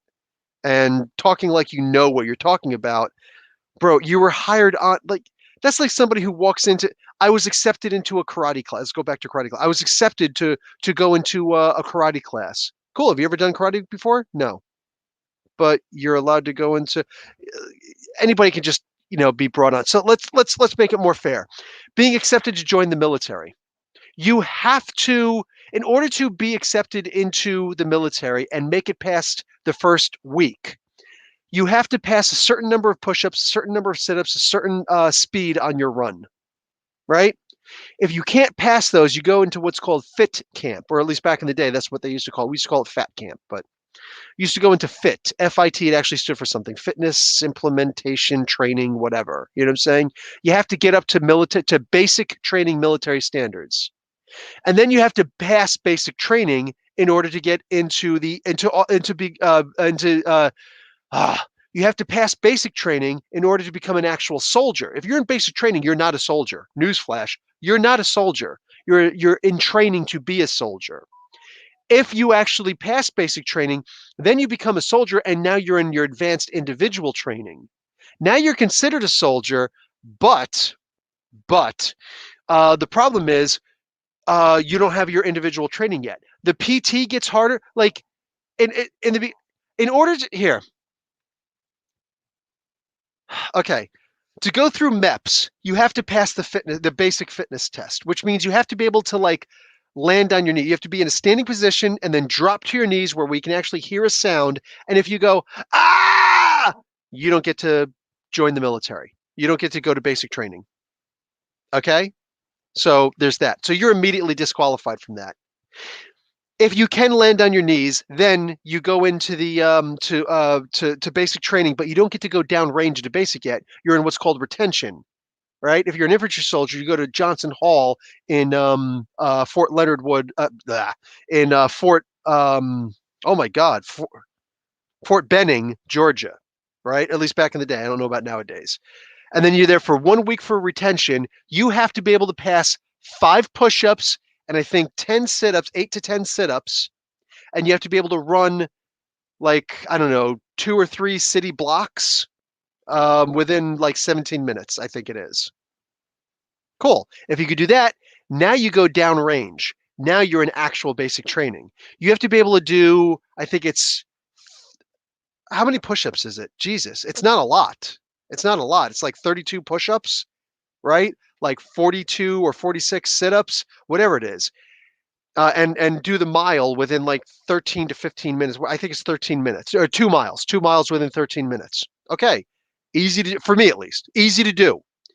Then once you pass that, now you're considered a soldier. Now you get to go into AIT, your advanced individual training, where you get your MOS. You get your, like, everybody is a soldier, but what kind of soldier? Are you going to be a cook? Are you going to be an infantry soldier? Are you going to be, a bricklayer? Are you going to be a truck driver? What are you going to do in the military? This is your advanced individual training. Now the PT gets even harder. Now you have to do more PT in order to get boom, boom, boom. Once you pass that, boom, you are a full-fledged soldier. You get assigned to your duty station. Usually you get sent overseas someplace to Germany. Like I went to Germany. You know what I'm saying? You go to North Korea or whatever, wherever you're going to go, whatever your duty assignment is, you're going to go to that. And then you'll come back stateside for like 3 years and you'll do your thing, whatever, right? There's always this recycling, whatever, but now you're an actual soldier. But there's different levels of the PT test. This fucking guy got into the door, and according to him, with no proof, he was able to do 5 push-ups. Congratulations. So you got to go to retention, acting like, that's right, I'm the editor-in-chief and things like this. This guy was an absolute jackass, and I can't stand listening to this guy talk. And maybe in 5 years, it'll be one of those things where he looks back in his life and he's like, I was really stupid, and I was doing a whole lot of this and not a whole lot of this. And maybe he'll understand what he was talking about. But sometimes you hear people talk, and when you're older, you've heard it before. You've heard it so many times before. You know what I'm saying? And it's like, dude, I'm tired of hearing it. I would like to hear somebody just sit back and say, you know what? I'd like to hear what you've got to say. Right? And I don't mean me. I'm just saying, like, just I want to try and learn. That's what I love to hear about, from young people. I was one of those young people who shut my damn mouth and just listened. If I opened my mouth, it was to ask a question, and I waited until the end. I was very studious, right? I learned how to just shut up and listen and ask questions, as opposed to brag and talk, yeah, I'm a big swinging dick. Bro. Bro. Professor, where'd you get your top from? My shirt? I got that from Walmart. $10 last year. Hope you're doing well. Hey, what's up, Taki? How you doing, brother? I haven't seen you in half near forever. What's going on, man? Man, Jason Aaron sucks. Jason Aaron's work, to me, Jason Aaron's work sucks. I'm sure he's a really cool guy. I'm sure that he's an amazing human being, but kid sounds like a prick. Rewatching the original Spider-Man. The Macho Man just showed up. Yes! Macho Man. Ooh, yeah, kiddo, you're going down. I should go back and watch that again. That was really good.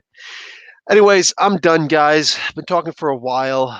I'm so depressed right now I've been so depressed on comics I was depressed going into the comics this Tuesday. So for this Wednesday, I was so freaking depressed.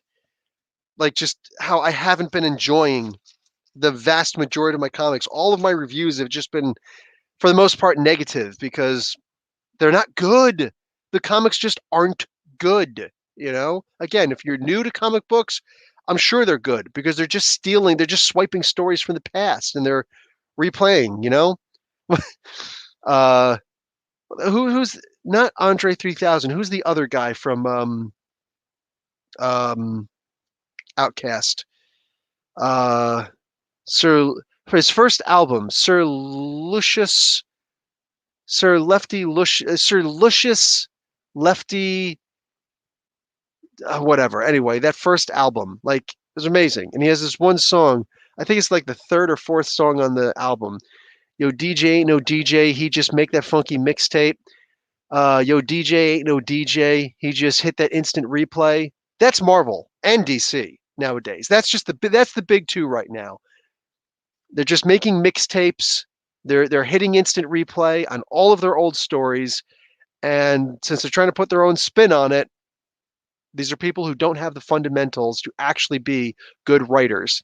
And a lot of times good artists. Sometimes you get amazing artists because we are going more international. So we are getting more great artists from all over the world. But for the most part, a lot of times we're getting really horrible art. It's not a style. This is just, you're not good at this. It happens.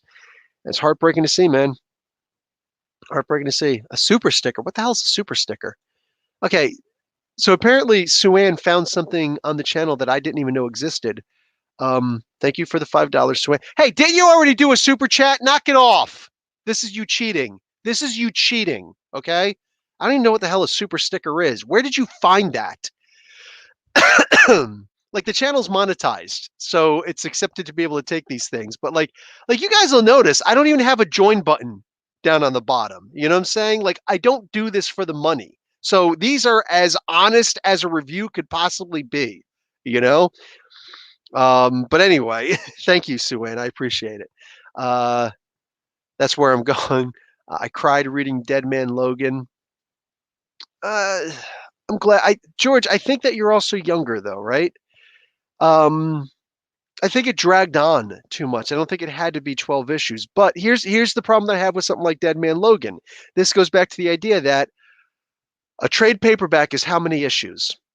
We all know it's 6. So nobody cares what the editors and the higher ups, they don't care what your Sue-Ann is freaking Jeff Goldblum. Life finds a way. You're awesome. I love you. Anyway, they don't care what your story is. They say, can you tell in 6 issues? Well, it's actually going to be longer. Then it has to be 12 issues. Well, I was thinking more like 8. Sorry, 8 doesn't fit in a trade paperback. It's got to be 6 or 8.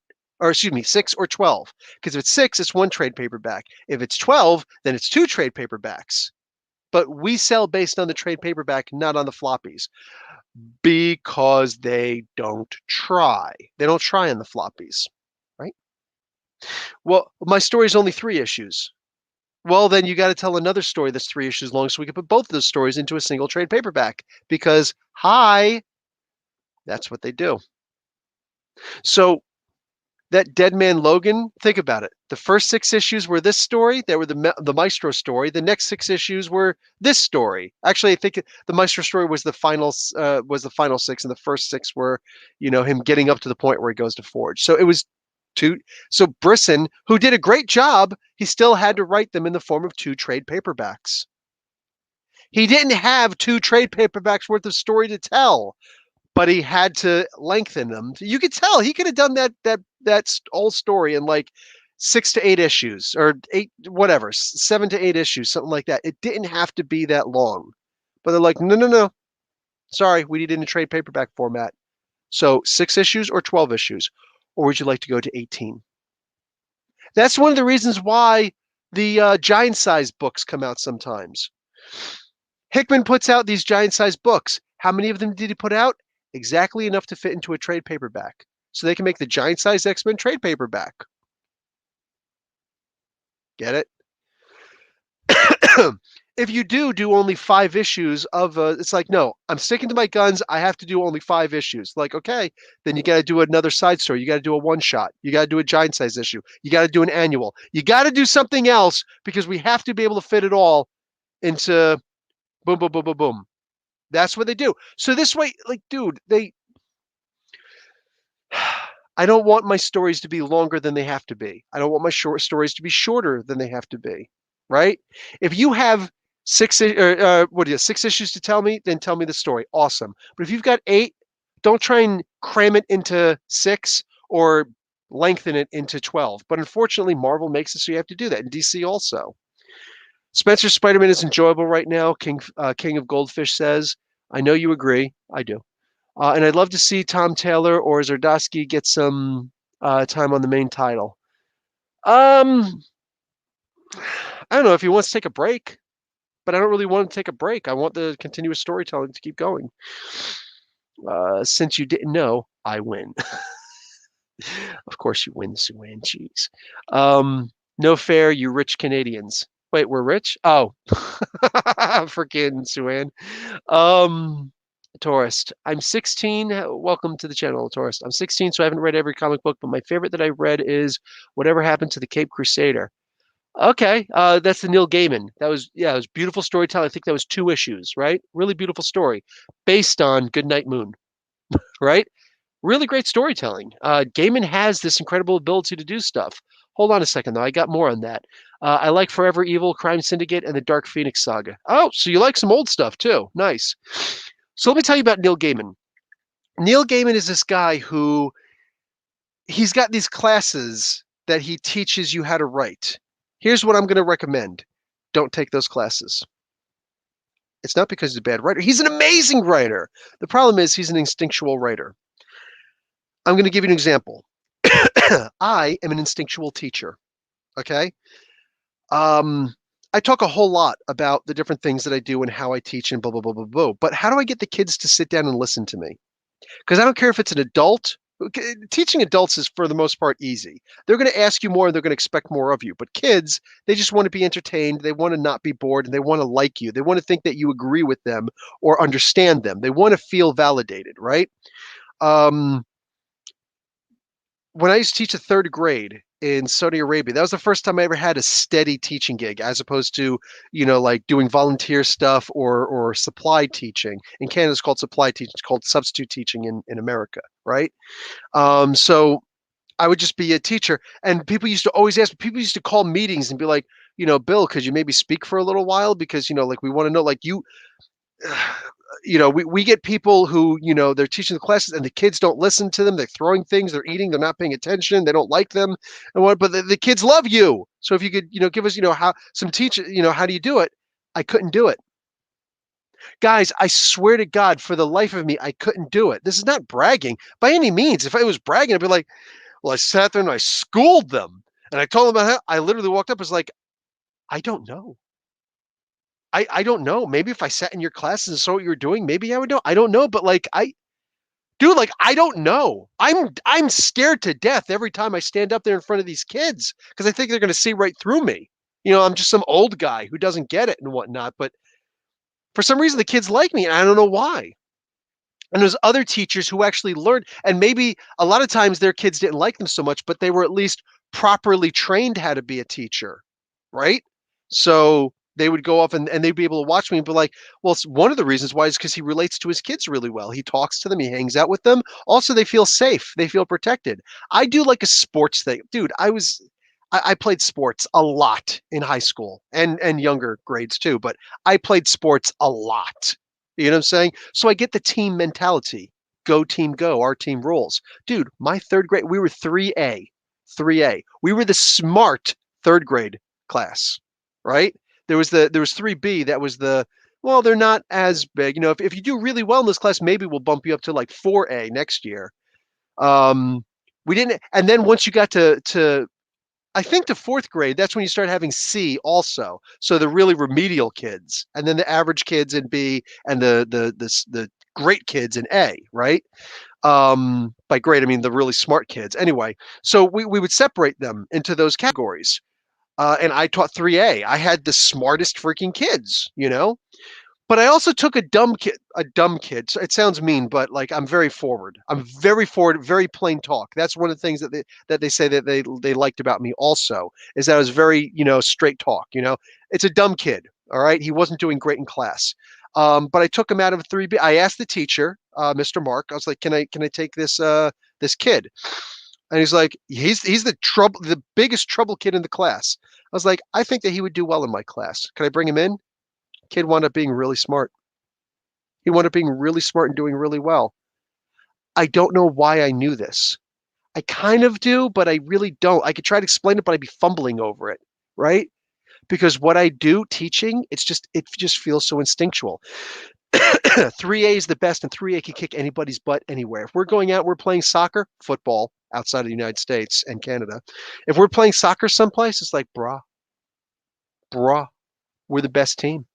And if somebody else is cheating, I'm up there and I'm telling the coach, the guy just got finished cheating. I'm sitting here, I'm looking at this guy cheating. Here's this fifth grader. It's bad enough you got a fifth grader playing against a third grader and whatnot, and you're gonna let him cheat like that? That's not cool. No. That's not cool, man. No. Give me your whistle. I'm gonna take over. It's just like, okay, foul. They'll call a foul because I'm sitting there and protecting the kids. And the kids felt protected, right?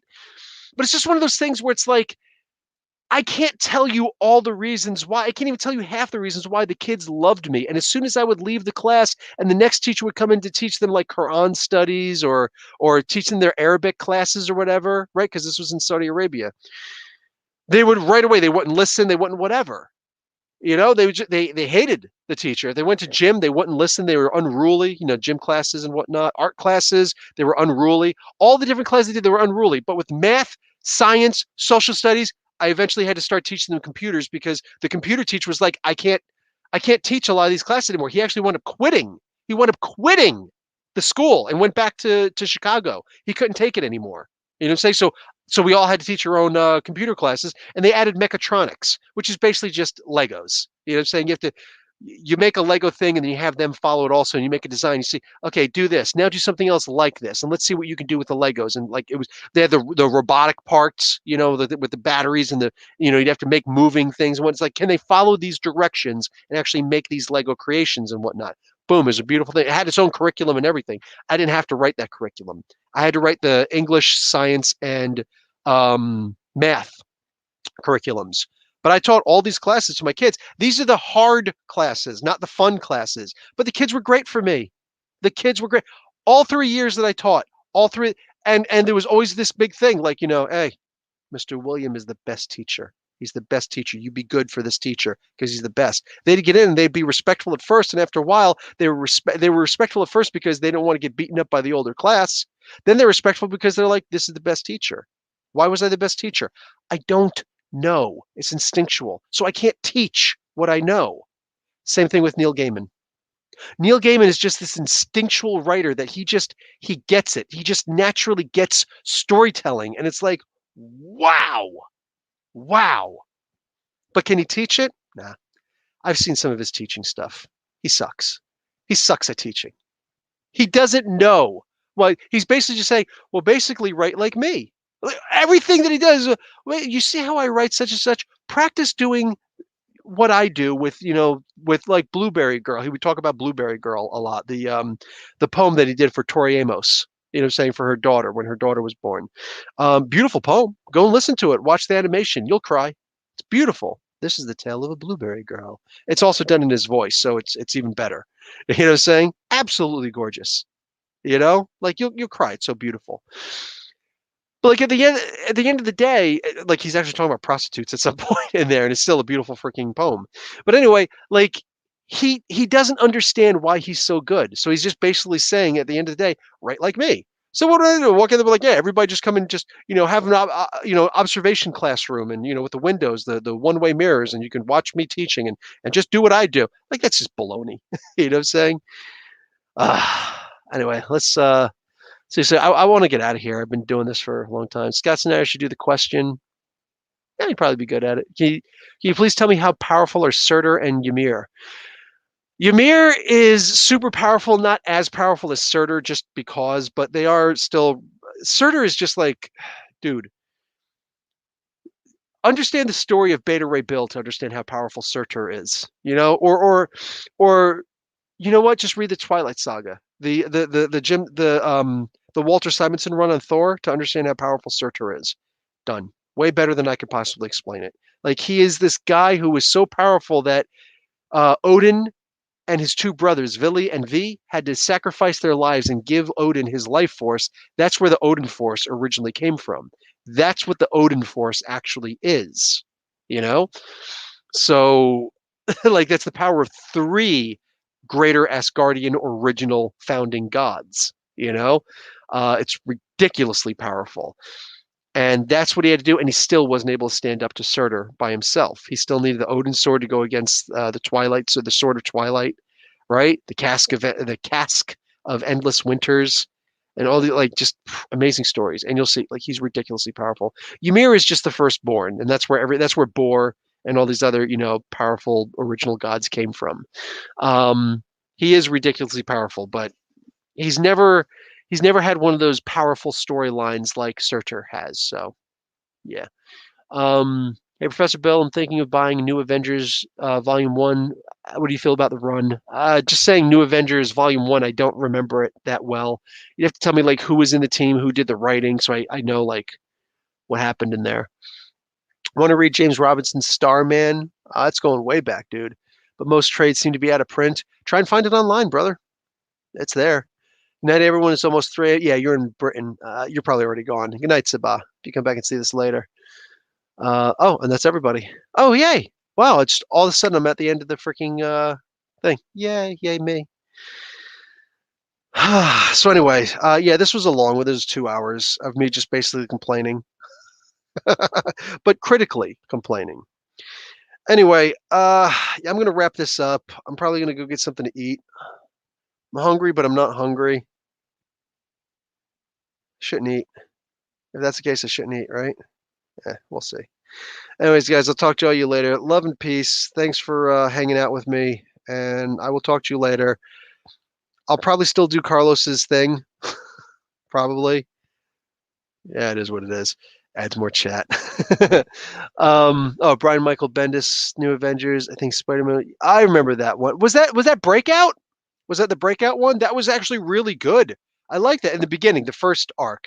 The later stuff didn't really work for me so well, but that first arc, Breakout, that was amazing. That was absolutely amazing. Um, but anyway, yeah, I don't know. I'm gonna bounce. I'll talk to you guys later. Have a good one. Stay safe, and talk to y'all later. Yeah. But to sum it up, yeah, probably not a lot of comic book reviews to come out for a while because I just don't care enough to do them anymore. A couple of them, it is what it is, and yeah, look for a couple spotlights on stories, and then eventually I'll try and get back into doing characters explained. But aside from that, love and peace. Phantom Stranger. I want to say Phantom Stranger wins that because of power, but Doctor Strange is probably going to ace at the end because he's just so much sneakier, and he knows how to make gods bleed. I'll talk to you guys later. Professor Bill, Comic Book University. Class dismissed.